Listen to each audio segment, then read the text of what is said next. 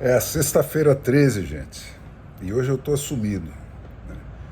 Essa camiseta, se vocês se lembram, eu usei num programa da Jovem Pan no dia seguinte que os economistas do PSDB fizeram declarações de voto no Lula. Esse je suis, em francês, eu expliquei naquela ocasião, era porque era para esses economistas, que é gente muito chique, que só fala francês, entenderem o que eu estava querendo dizer. Mas vamos lá para o assunto de hoje,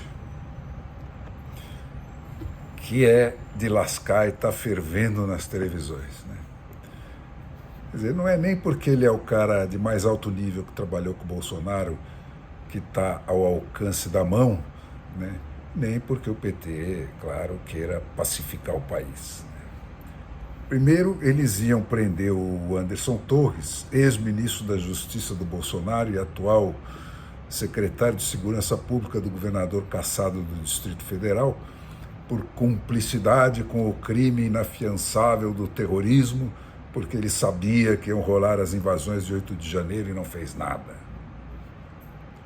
Bom, vamos deixar de lado esse terrorismo, e de nos perguntar de que a imprensa nojenta vai chamar alguém como Osama Bin Laden daqui para frente. Mas voltando ao caso. Aí, depois dessa primeira ordem de prisão, apareceu a informação acompanhada de farta documentação cheia de detalhes, dando conta de que a ABIN avisou 48 órgãos do governo do PT do que ia rolar, e com vários dias de antecedência.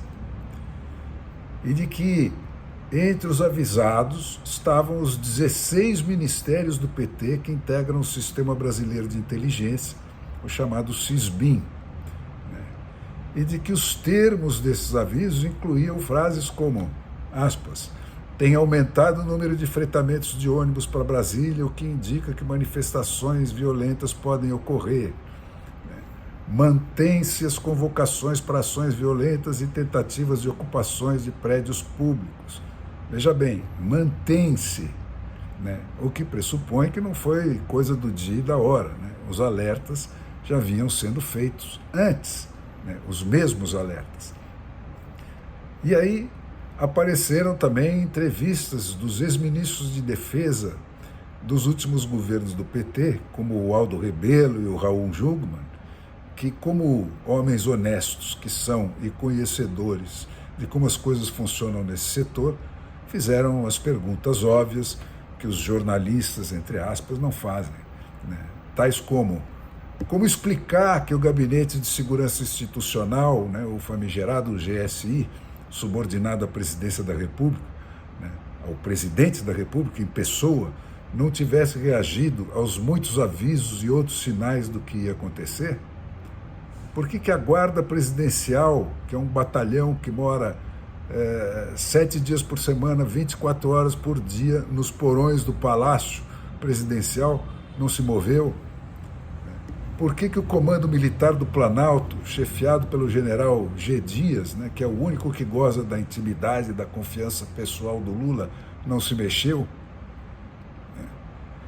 E apareceram também dezenas de vídeos com personagens notórios do lulismo militante nas redes sociais, depredando os palácios antes da multidão entrar neles, e então comemorando aos gritos de vencemos, a missão cumprida, e não sei o quê, quando a turba finalmente começou a subir a rampa. Eles já estavam lá em cima filmando tudo isso no segundo andar, e quebrando tudo, e os companheiros atrás filmando isso e depois puseram isso na rede ainda. Mas o chato, o incontornável mesmo, foram os flagrantes da alta cúpula do governo fazendo ao vivo e a cores a mesmíssima coisa pela qual estavam exigindo a prisão inafiançável por cumplicidade com o terrorismo do Anderson Torres. Foi exatamente isso que aconteceu, para a gente ficar só no caso do chefe dos chefes, nos vídeos do próprio ministro Flávio Dino, dizendo que foram informados dos ataques um dia antes e que no momento em que o ataque começou, ele em pessoa foi até a janela do seu ministério, viu que não tinha defesa suficiente, mas não fez nada para acionar uma defesa suficiente. Cara, essa turma não tem recuo, não tem vergonha. Prevaleceu a velhíssima fábula do lobo e do cordeiro. Ah, bom, não dá mais para prender o cara por prevaricação do dever de defender o patrimônio público e a democracia ameaçada? Seus problemas acabaram. A nova ordem democrática tabajara mandou invadir a casa e todos os meios eletrônicos do ex-ministro, que estava fora do país, a casa dele foi invadida sem ele lá dentro, onde, aspas, foi encontrado um estudo do artigo 136 da Constituição, isso mesmo, da Constituição brasileira, essa que está em vigor, que indica que ele e o seu chefe queriam revogar a eleição.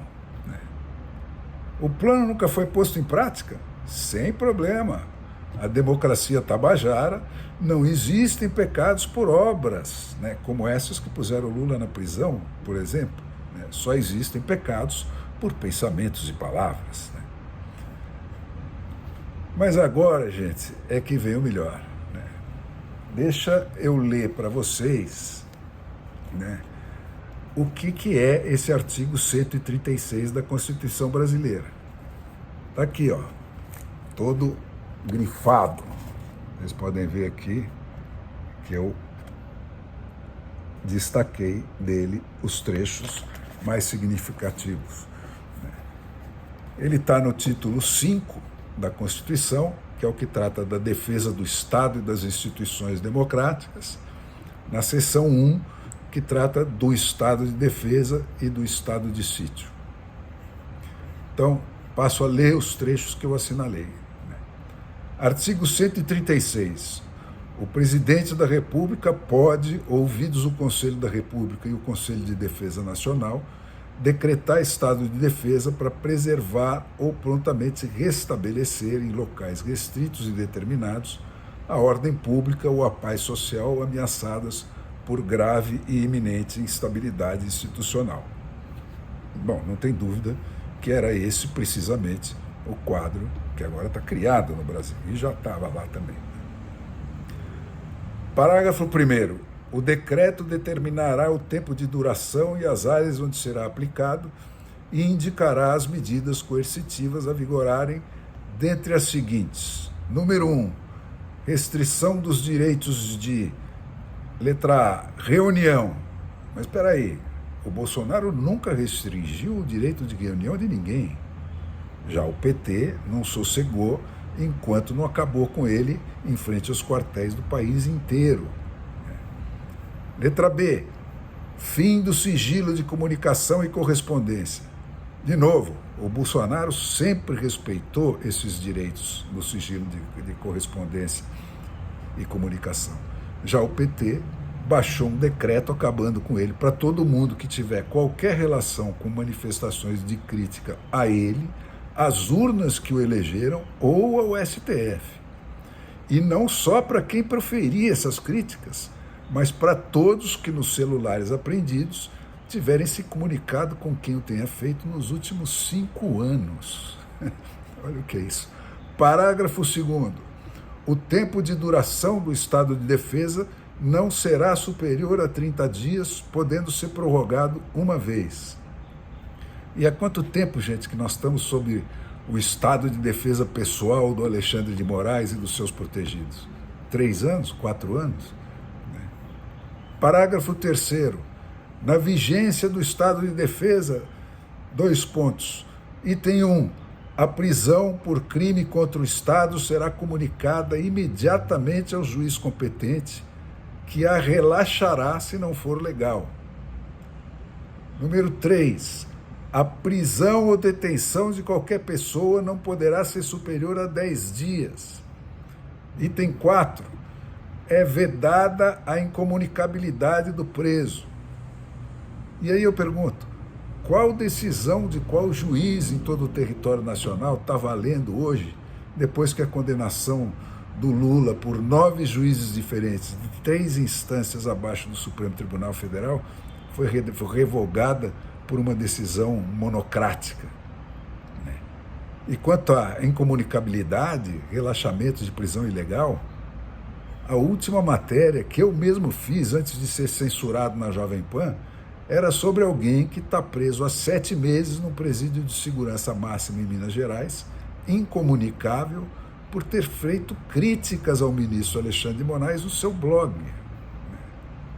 E voltando à Constituição, parágrafo 4º, decretado o estado de defesa, o presidente da República, dentro de 24 horas, submeterá o ato ao Congresso, que decidirá a sua continuação ou não por maioria absoluta.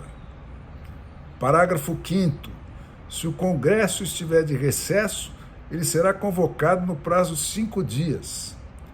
Parágrafo 6º, o Congresso apreciará o decreto dentro de 10 dias do seu recebimento. E aí eu te pergunto, que Congresso, gente? Esse que está de cabo a rabo ameaçado de cassação e até de prisão pelo Alexandre de Moraes e pelo Flávio Dino? Que mandato popular continua tendo validade hoje, se não exclusivamente o do Lula, depois da cassação sumária de um governador por uma decisão monocrática? E a conclusão, gente, é que estão mandando prender um ex-ministro da Justiça da República Federativa do Brasil por ter estudado um artigo da Constituição que está em vigor, né, e que nem ele, nem o Bolsonaro jamais puseram em prática, e que descreve todas as medidas de exceção que o Alexandre de Moraes e o lulismo estão impondo ao país, excluídas todas as exceções, os prazos e garantias que esse artigo prevê. É essa, gente, a democracia tabajara a que o Brasil está submetido hoje, graças exclusivamente aos delírios de meia dúzia de sujeitos e a sua claque na imprensa, né? E a encolhida covardia de todo o resto do Brasil oficial.